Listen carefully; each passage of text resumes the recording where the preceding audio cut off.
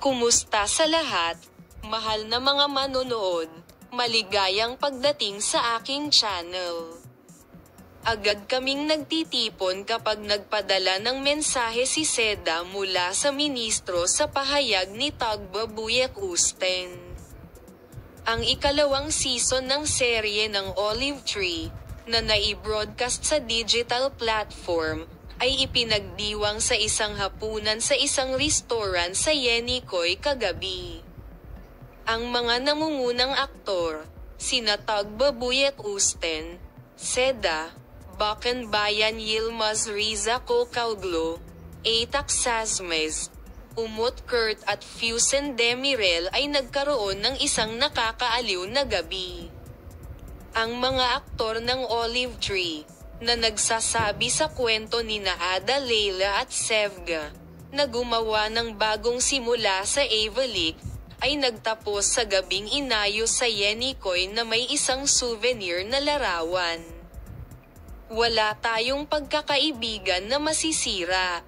Isinasaad na mayroon silang WhatsApp group. Sinabi ni Seda Minister Tagba na, "Galing ako sa Paris, at nagtipon kami kaagad. Wala kaming pagkakaibigan na masisira." Isinasaad na mayroon silang WhatsApp group. Sinabi ni Seda Minister Tagba na, "Galing ako sa Paris, at nagtipon kami kaagad. Wala tayong pagkakaibigan na pwedeng masira." May dalawang magkahiwalay na grupo, Season 1 at Season 2.